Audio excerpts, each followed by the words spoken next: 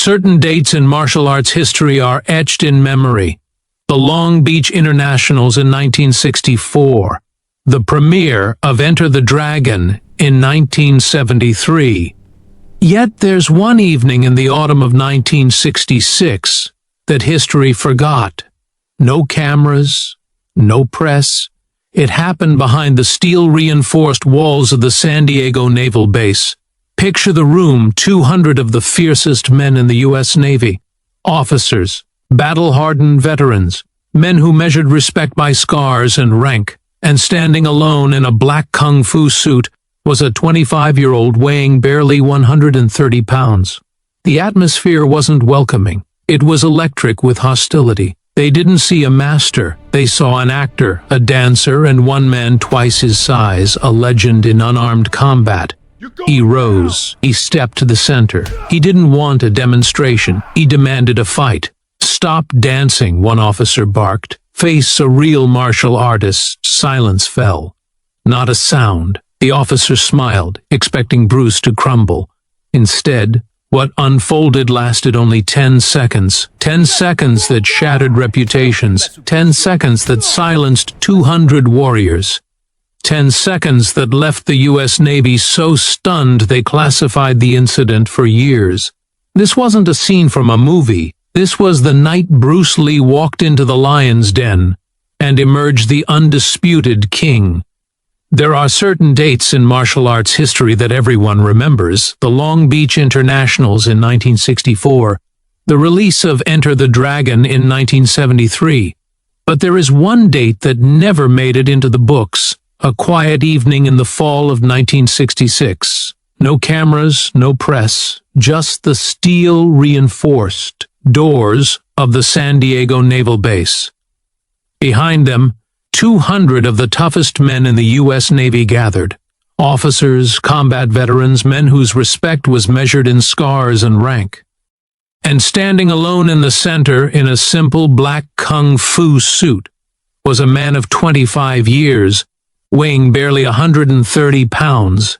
The atmosphere was hostile. These men did not see a martial arts master. They saw an actor, a dancer. One officer, twice Bruce's size, rose from the front row, eyes narrowing with disbelief. He wanted to expose the imposter. The challenge was silent but palpable. Every movement Bruce made was watched, analyzed, and judged. He didn't flinch. He didn't bow. He rolled up his sleeves, revealing forearms that were steel under skin, and surveyed the room with a calm, intense focus. "You are trained to fight like machines," Bruce began, his voice carrying without amplification. "Mechanical, rigid, predictable. I am here to show you how to fight like water." Laughter rippled across the front row. Water? Soft, fluid, against iron and stone. But in the back of the room, the officer who had risen remained motionless, eyes locked on Bruce with pure contempt.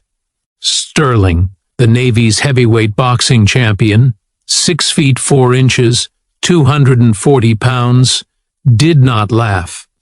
He stared, waiting for the first sign of weakness. The room seemed to shrink, every officer leaning forward in anticipation of disaster. Bruce's reputation was unknown to most, but he did not need recognition. He had come for one purpose, to prove that Jeet Kune Do was the ultimate truth in combat. The invitation to the base had been simple, a demonstration of close combat effectiveness. Bruce accepted, unconcerned with fame or money. He arrived alone, carrying only his gym bag, his student Dan Inosanto by his side. No escorts, no fanfare, just Bruce Lee. Rain slicked the roads as he drove to the base that evening, unaware that what was about to unfold would remain classified for decades. Accounts of the officers described the tension as suffocating. A small man in Chinese pajamas facing a room of trained killers who had been trained to kill with bare hands was almost comical. Yet Bruce did not see doubt. He saw an opportunity. With every silent second he prepared, calculating, ready to transform disbelief into revelation. This evening was not for show. It was not a movie. It was an unfiltered test, a collision between the traditional strength of the Navy and the unorthodox brilliance of a young martial artist. Bruce's journey into the lion's den had begun. The room had descended into a tense, oppressive silence. Bruce Lee, small yet unyielding, faced a wall of muscle, experience, and sheer intimidation. Sterling, 6'4", 240 pounds of raw power, towered above him.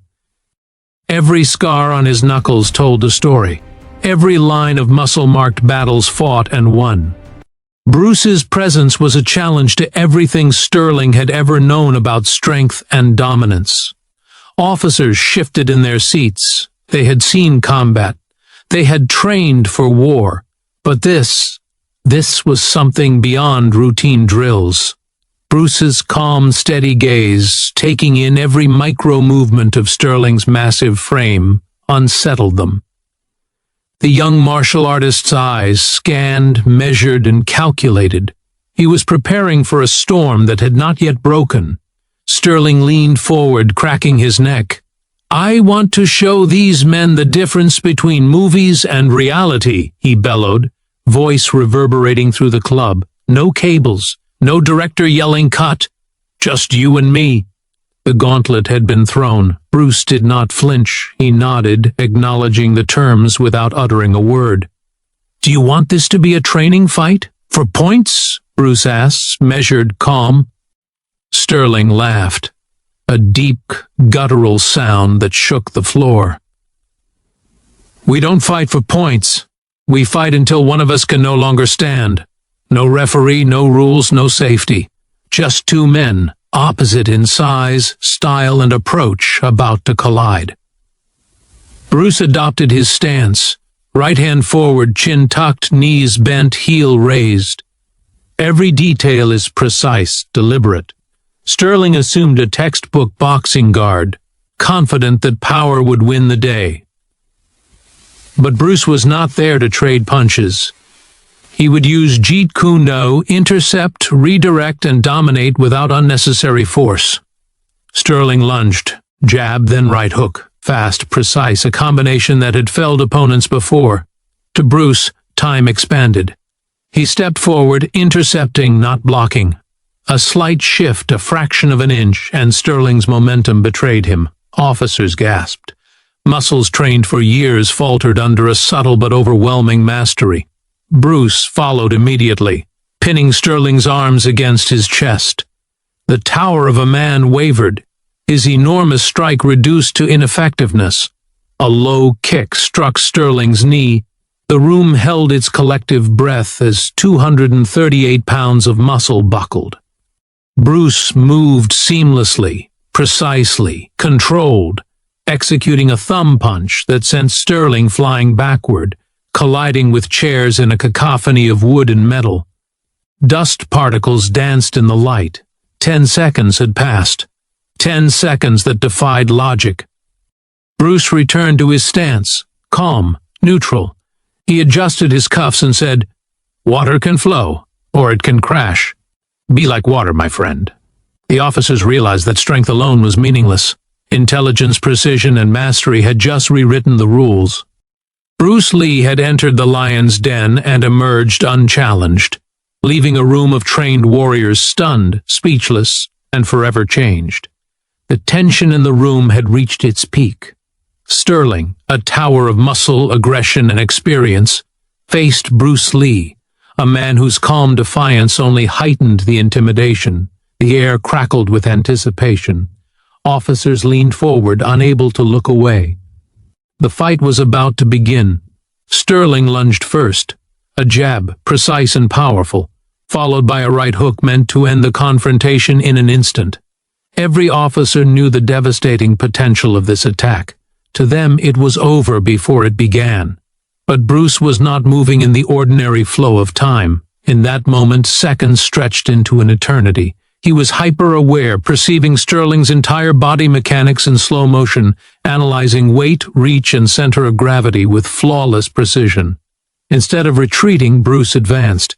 He did not block the blows in a conventional manner. He intercepted them, subtly shifting his position, letting Sterling's momentum betray him. A fraction of an inch, a minor adjustment, and the massive strikes that would have flattened anyone else became ineffective. The room gasped collectively as the impossibility unfolded. Bruce's next move was immediate and deliberate. A low kick struck Sterling's front knee, forcing the giant to buckle under his own weight. It was not brute force, it was exact, targeted, and surgical. Sterling's stance wavered, his balance compromised, his confidence faltering. The officers watched in stunned silence. The man who had once been untouchable now struggled to maintain footing. Without pause, Bruce transitioned seamlessly to handholds, pinning Sterling's arms against his own chest. The blow-by-blow assault that had been Sterling's trademark advantage was rendered useless. For a brief moment, face to face, the smaller man's eyes met the eyes of the larger. There was no anger, no cruelty, only absolute, terrifying mastery. Then came the final, decisive technique, the thumb punch. Bruce's fingers, light and precise, connected above Sterling's solar plexus. The room felt the impact before they understood it. Sterling, 240 pounds of muscle, was launched into the air, colliding with chairs behind him in a violent arc. Metal screeched, wood splintered, dust floated in the stark light above the platform. 10 seconds had passed, 10 seconds that redefined the room, the officers, and the very meaning of combat mastery. The silence was deafening. Every man in the room processed what had just occurred, disbelief mixing with awe. And then, as if a dam had broken, the first clap came. From Admiral Moore, standing in reverent shock. One by one, officers rose, the applause swelling into a roar that echoed off the steel walls. Bruce returned to his stance, calm, collected, almost bored. Water can flow. Or it can crash, he said softly, his voice cutting through the stunned silence. The officers understood finally that strength without flexibility, speed without intelligence, and power without precision was meaningless. Bruce Lee had not merely won the fight. He had demonstrated the ultimate truth. Mastery was measured not by size or brute force, but by understanding, timing, and absolute control. That night, every officer in the room would remember those 10 seconds for the rest of their lives. 10 seconds that silenced the strongest, humbled the arrogant, and introduced the world to a new kind of martial artistry. The roar of the officers' applause faded, replaced by a heavy silence. Sterling, still staggering from the force of Bruce's techniques, struggled to regain his composure. And yet, Bruce did not gloat. He knelt beside the fallen giant, placing a steady hand on Sterling's shoulder. His gaze met the commander's, calm and piercing, speaking volumes without words. "You are strong," Bruce said softly, so only Sterling and those nearest could hear. "Very strong. But strength without flexibility is rigor mortis. You were dead before you even threw the first punch." The words hung in the air, more powerful than any strike. Officers, trained in the art of violence and survival, recognized the lesson. This was mastery, not mere combat. Bruce's philosophy, Jeet Kune Do, was not about humiliation. It was about understanding the flow of motion, the subtle leverage of energy, the mind and body working in perfect synchronization. The room, once tense with anticipation, now brimmed with reverence. Bruce stood, gesturing for the officers to observe. Over the next 2 hours, he transformed the space into an impromptu classroom. Volunteers were called forward, men tall, fast, and battle-hardened. Bruce demonstrated the telegraph-free punch, moving so quickly that the brain had no time to process the threat. He showed the mechanics of movement, how to turn an opponent's energy against themselves, and the lethal efficiency of precise strikes. Every motion was calculated, every lesson practical. Amid the demonstration, a subtle tremor betrayed Bruce's humanity. His hand quivered slightly, a result of the adrenaline surge required to throw Sterling across the room. Even legends have limits. Yet, within that vulnerability, there was purpose. The demonstration was controlled, the damage minimal, the lesson unforgettable. It reminded the officers that mastery was not invincibility, but discipline, timing, and understanding. By the end, the Navy's elite were not merely witnesses, they were students. They had seen raw power humbled, intelligence triumph over force, and philosophy brought to life. Bruce Lee's lesson was clear. Martial arts were more than fighting. They were a path to self-awareness, strategy, and respect for both the opponent and oneself. That night, Jeet Kune Do was no longer just a method, it was a revelation. Weeks after the San Diego incident, the ripple of Bruce Lee's 10-second triumph reached ears it was never meant to. Two men in dark suits arrived at his Los Angeles home driving a black sedan that seemed to absorb the fog around it. They were liaison officers from the U.S. Special Forces, briefed on the classified report from Admiral Moore. Their mission was clear: verify the man capable of neutralizing a 240-pound Navy commander in seconds and determine if his methods could be taught, replicated, and weaponized. Bruce listened quietly, evaluating the requests. He had never sought fame, recognition, or a military paycheck. But he understood the gravity. The officers weren't there to arrest him. They weren't there to negotiate. They were there to recruit him, to harness his skill for survival, efficiency, and lethality in ways the military had never imagined. He agreed on his own terms as a consultant, a teacher, a sifu. In secret sessions, Bruce transformed seasoned soldiers into students. Men who had seen death in the jungles of Vietnam learned to move like water, to strike without telegraph, to neutralize threats with minimal motion. High kicks and flashy exhibition moves were discarded. Every lesson emphasized efficiency, precision, and survival. Bruce's philosophy was practical, brutal when necessary, yet always rooted in the discipline of the mind and body. During this period, Bruce encountered the true heavyweights of American martial arts: Joe Louis, the legendary heavyweight champion, and Chuck Norris, a rising force in combat. These were men of exceptional skill and reputation, yet Bruce's methods challenged everything they thought they knew. He dissected their technique, revealing the mechanical rigidity in their movements, showing that raw power alone could never match adaptability and timing. Even as he trained elite soldiers, Bruce grew wary. Jeet Kune Do, his art, had the potential to become a weapon in the government's arsenal, a tool of destruction far beyond his intent. He did not want his philosophy reduced to just efficiency in killing. He wanted it to remain art, self-expression, a path to understanding the body, the mind, and the flow of life itself. By the end of 1967, Bruce withdrew from military training. He returned to Hollywood not out of cowardice, but with purpose. The lessons imparted had reshaped a few hundred men. Now the camera offered him a way to reach millions. Meanwhile, the Navy legend of the 10-second fight lingered, whispered among recruits as a ghost story. The day Bruce Lee crushed Commander Sterling in mere seconds had become a cautionary tale, a reminder that skill, intelligence, and philosophy could surpass sheer size and brute force.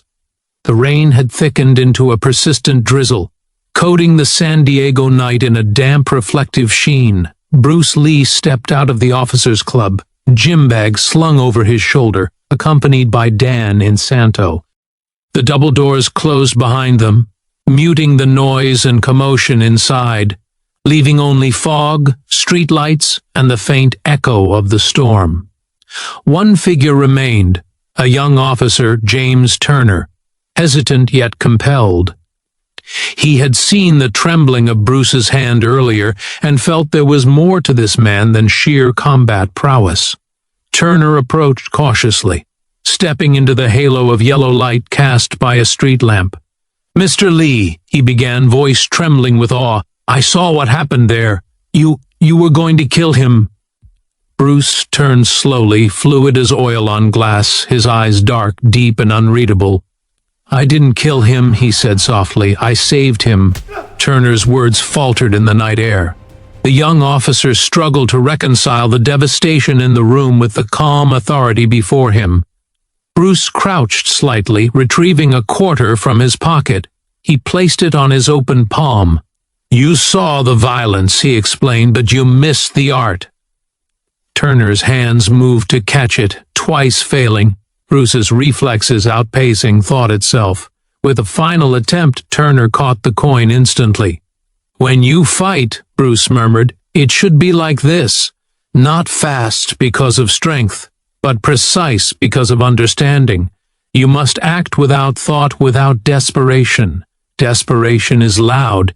It screams at your opponent." He leaned against the modest Chevrolet, gazing at the foggy expanse of asphalt. "To learn to fight," he said, voice barely audible above the drizzle, "you must first touch the ground. You must understand the flow of energy, the rhythm of life. Only then can you move like water, strike like the wind, and flow with the world instead of against it." Turner listened, silent, absorbing each word. Bruce opened the car door, the engine's hum breaking the night's tension. Without another gesture, he drove off into the fog, leaving the young officer in the quiet lot behind. The legend remained. The 10-second fight, the destruction, the demonstration, all of it haunted the Navy. But Bruce Lee, the Philosopher Warrior, had vanished into the mist, leaving only lessons, awe, and the ghost of a night when violence and art had collided in perfect harmony.